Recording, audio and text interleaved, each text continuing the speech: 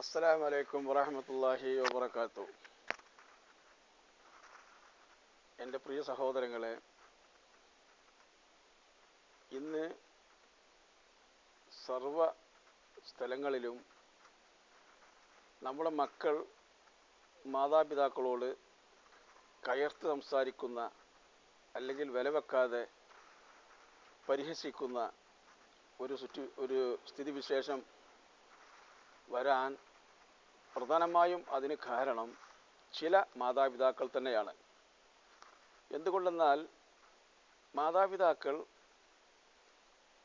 ഖുർആനികമായൊരു ജീവിതം നയിച്ചുകൊണ്ട് അവർ പറയുകയാണ്, മാതാപിതാവായ ഭാര്യ ഭർത്താവ് തമ്മിൽ ഖുർആൻ അർത്ഥസഹിതം വായിച്ചുകൊണ്ട്, ഒരുമിച്ചിരുന്ന് വായിച്ചുകൊണ്ട്, പരസ്പരം അങ്ങോട്ടും ഇങ്ങോട്ടും ആശയങ്ങൾ കൈമാറിക്കൊണ്ടൊരു ജീവിതം ജീവിക്കുന്നൊരു ഏതൊരു മാതാപിതാവിൻ്റെ മക്കൾ ഇടയിലാവട്ടെ, യാതൊരു കാരണവശാലും വൈരുദ്ധ്യങ്ങൾ അത്ര പെട്ടെന്ന് കയറി വരില്ല.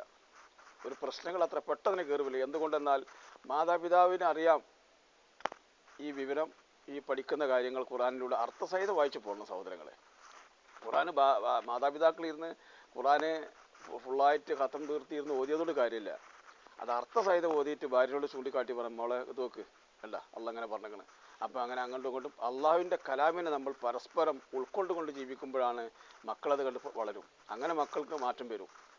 തീർച്ചയായിട്ടും മക്കൾ ചിന്തിക്കും, വാപ്പ അങ്ങനെ അപ്പം പറയും, ഇതാ അള്ളാഹ് ഖുർആനിൽ പറഞ്ഞിട്ടുണ്ട് അല്ലേ, വഖദാ റബ്ബുക അല്ലാ തഅബ്ദു ഇല്ലാ ഇയ്യാഹു ഇഹ്സാന അല്ലേ, അള്ളാഹുവിനെ മാത്രം ആരാധിക്കുക എന്ന് പറഞ്ഞതിന് ശേഷം പറഞ്ഞതാണ്, നിങ്ങൾ മാതാപിതാക്കളോട് നല്ലതിൽ വർത്തിക്കണം. സൂറത്തുൽ ഇസ്രായിലെ ആ വചനം തീർത്തും നമുക്ക് എല്ലാവർക്കും പഠിക്കാനുള്ള കാര്യങ്ങളാണ്.